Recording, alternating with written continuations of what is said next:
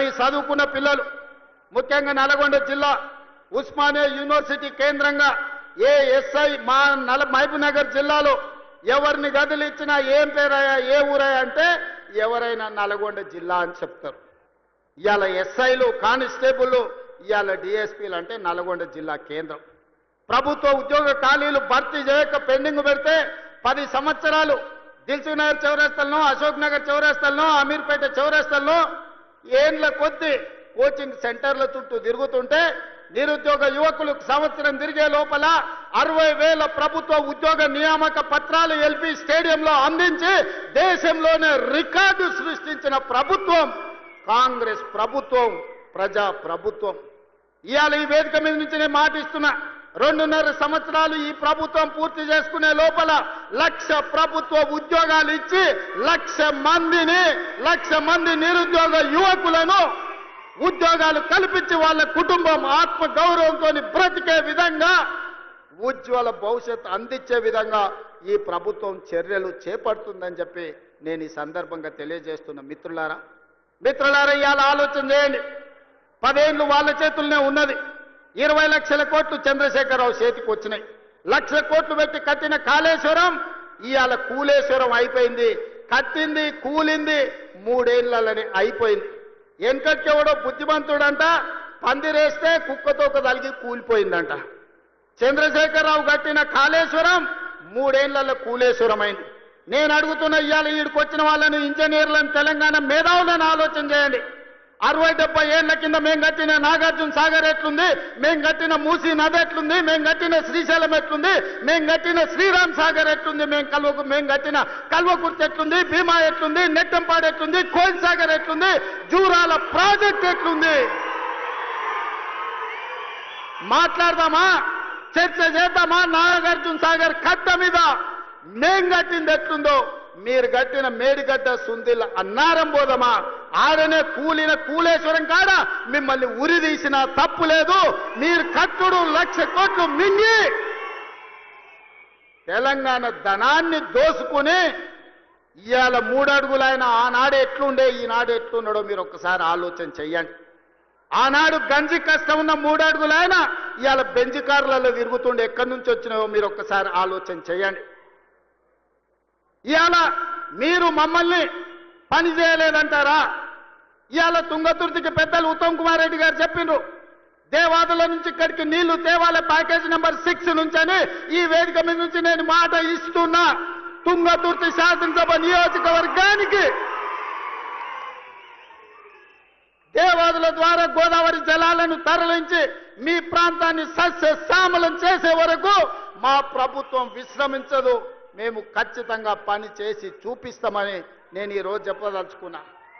ధర్మారెడ్డి కాలువ కావచ్చు, పిలాయిపల్లి కాలువ కావచ్చు, బునియాది కాలువ కావచ్చు, SLBC టన్నెల్ కావచ్చు, ఆనాడు మేము మొదలు పెడితే నువ్వు పూర్తి చేయలేకపోయినావు.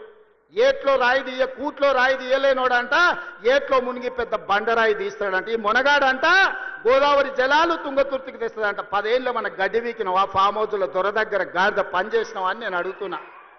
10 ఏళ్ళలో ఒక్కరోజన్నా ఆలోచన చేసినవా? తులసి వనంలో గంజాయి మొక్కలాక ఆడొక్కడి గెలిచి ఏకలింగం ఏందేందో మాట్లాడుతున్నాడు. ఆ కాంగ్రెస్ పార్టీ కార్యకర్తలారా మీరే చూసుకోండి. ఆ ఏకలింగంను ఇవాళ ఈ నల్గొండ జిల్లా తులసి వనంలో ఒక గంజాయి మొక్క మొలిసింది. పక్కనే వచ్చేసారి కూకటి వేళ్లతో నా గంజాయి మొక్కను బీకే బాధ్యత మీదే అని చెప్పి నేను ఈ సందర్భంగా తెలియజేస్తున్నా. మిత్రులారా, తుంగతుర్తి కాంగ్రెస్ పార్టీ కార్యకర్తల గురించి ఎంత చెప్పినా తక్కువే. ఆనాడు మందుల శామెల్కు ఢిల్లీ టికెట్ ఇచ్చినప్పుడు కాంగ్రెస్ పార్టీ ఆశీర్వదించినప్పుడు మందుల శామెల్ నేను అడిగిన పిలిచి ఎంత ఉందని 50 ఉంది సార్ అన్నాడు. మళ్ళీ ఎస్సనగదు ఉంది మందుల శామె దగ్గర బాగానే జమ చేసిండు అనుకున్నా. 50 అంటే అన్నా 50,000 ఉన్నాయి సార్ అన్నాడు. జేబులో 50,000 పెట్టుకొని తుంగతుర్తికి వస్తే 60,000 మెజార్టీతో గెలిపించిన మీ రక్తాన్ని చెమటగా మార్చి సోనియమ్మ ఆశీర్వదించి పంపించిన మందుల శామెల్ జేబుల్లో సోనియమ్మ పెట్టుకొని ఫోటో పెట్టుకొని వస్తే మీరు గుండెల్లో పెట్టి చూసుకొని భుజాల మీద మోసి ఈరోజు 60,000 పైచిలకు మెజార్టీతోని ఇవాళ ఎమ్మెల్యేని చేసింది.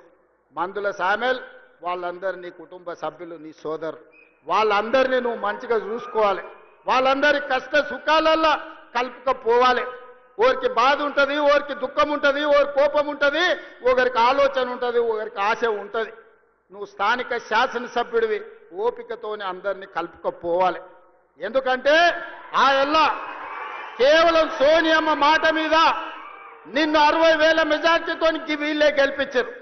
వీళ్ళే భుజాల మీద మోసిన రాయల్లో సోనియమ్మని నమ్ముకొని ఇవాళ వాళ్ళని కడుపులో పెట్టి చూసుకోవాల్సిన పెద్దన్న బాధ్యత నీదే. ఏదన్నా సమస్యలు ఉంటే ఆ పక్కల ఉత్తమాన్ని ఉన్నాడు, లేకపోతే మీ ఎంపీ సాపు చామల కిరణ్ ఉన్నాడు, కాదు కూడదంటే అడ్లూరు లక్ష్మణ్ ఉన్నాడు, అక్కడ కూడా కాకపోతే పైన నేను ఉన్నా. మీరెవ్వరు ఆధైర్యపడకండి. స్థానిక సంస్థలలో సర్పంచ్ కావచ్చు, ఎంపీటీసీ కావచ్చు, జడ్పీటీసీ కావచ్చు, జిల్లా పరిషత్ కావచ్చు, ఏ ఎన్నికలైనా మిమ్మల్ని గెలిపించే బాధ్యత, మిమ్మల్ని ప్రజాప్రతినిధులను చేసే బాధ్యత పార్టీ తీసుకుంటుంది, ప్రభుత్వం తీసుకుంటుంది. మందుల శామ్యుల్ని గెలిపించిన బాధ్యత మీరు తీసుకున్నారు, మిమ్మల్ని గెలిపించే బాధ్యత పార్టీ తీసుకుంటుంది. తొందరలోనే స్థానిక సంస్థల ఎన్నికలు రాబోతున్నాయి. వేదిక మీద ఉన్న నాయకుల ఎలక్షన్లు అయిపోయినాయి, ఎమ్మెల్యేలు అయిపోయినాయి, ఎమ్మెల్సీలు అయిపోయినాయి, ఎంపీలు అయిపోయినాయి. మా దయాకర్ ఎమ్మెల్సీ అయ్యండు, మా శంకర్ నాయక్ ఎమ్మెల్సీ అయ్యండు, ఆ పక్కల సత్యం ఎమ్మెల్సీ అయ్యండు. 4 ఇస్తే 3 మీకే ఇచ్చినమయ్యా. నల్గొండలకు 4 ఎమ్మెల్సీలు కాంగ్రెస్ ఇస్తే 3 మీ నల్గొండకే ఇచ్చినమయ్యా. మంత్రులు మీ దగ్గరనే ఉన్నారు, ఎంపీలు అన్నీ మీరే గెలిపించారు, అన్ని మీ నల్గొండకే ఇచ్చినాం. ఏది మిమ్మల్ని కాదనిలే. ఎందుకంటే ఈ నల్గొండలో నిఖార్సైన కాంగ్రెస్ పార్టీ కార్యకర్తలు ఉన్నారు, కష్టపడతారు. కాబట్టి ఇవాళ మీకు అన్ని అవకాశాలు వచ్చినాయి. భవిష్యత్తులో కూడా ఈ నల్గొండ జిల్లాను ప్రత్యేకంగా చూసి ఇక్కడి పార్టీ కార్యకర్తలను కాపాడుకునే బాధ్యత పార్టీ ప్రత్యేకంగా తీసుకుంటుంది. మా మిత్రులు మహేష్ గౌడ్ గారికి అధ్యక్షునికి నేను సూచన చేస్తున్నా, నల్గొండలకు ప్రత్యేకంగా సమయం ఇచ్చి వాళ్ళతోని కూర్చొని మాట్లాడి వాళ్ళ సమస్యలు ఏమున్నాయో తీర్చు. వాళ్ళకి జర ఆవేశం ఎక్కువ కానీ వాళ్ళు షెడ్యూళ్ళు కాదు. జర కోపం వస్తే దాచుకునే తత్వం నల్గొండ జిల్లాకు లేదు. అందుకే ఈ కార్యకర్తలు గట్టిగా కోపంగా మాట్లాడతారు కానీ వివరించి చెప్తే అన్ని వింటారు. నాకు ఆ నమ్మకం, విశ్వాసం ఉంది. చిన్న ఏమన్నా ఉంటే మనం అన్ని కూడా సర్దిద్దుకొని రాబోయే స్థానిక సంస్థలల్లో ఒక్క గంజాయి మొక్క కూడా మొలవనియొద్దు. ఎందుకంటే మీరు అనుకుంటే ఈ జిల్లాల బీఆర్ఎస్ అనేది ఉండదు, నేల మట్టం తూడ్చేసే శక్తి మీకున్నది. అందుకే మిత్రులారా, ఇవాళ ఇది ఒక మంచి కార్యక్రమం. ఇక్కడుండే మా అక్కల్ని, మా చెల్లెళ్ళని నేను అడుగుతున్నా, ఇంటికి వెళ్ళండి, ఇంటి ఆయనతో మాట్లాడండి.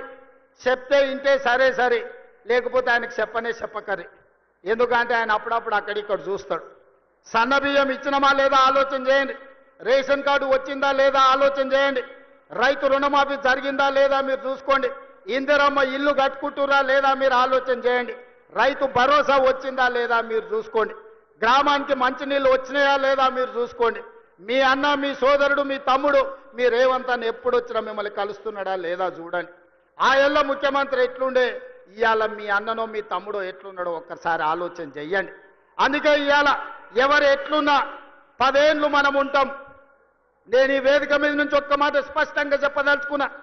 ఆశపడుతున్న వాళ్ళకు ఒంటె పెదాలంట ఊగులాడుకుంటూ ఉంటాయి, కింద నక్క కూర్చొని ఎదురు చూస్తుందంట ఒంటె పదాలు రాళ్ళు పడితే ఎత్తుకొని ఉరుకుదామని.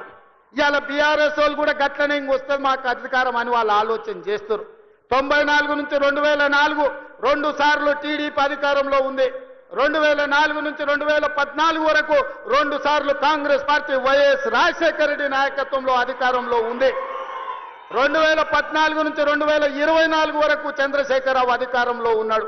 2024 నుంచి 2034 వరకు కాంగ్రెస్ పార్టీ కార్యకర్తల అధికారంలో ఉంటారు. 10 ఏళ్ళు తెలంగాణ గడ్డ మీద కాంగ్రెస్ జెండా రెపరెపలాడుతూనే ఉంటది. 2035కు తెలంగాణ ఆదాయాన్ని $1 ట్రిలియన్ ఎకానమీగా మార్చి ప్రపంచంతోనే పోటీ పడే విధంగా తెలంగాణ రాష్ట్రాన్ని తీర్చిదిద్దుతాం.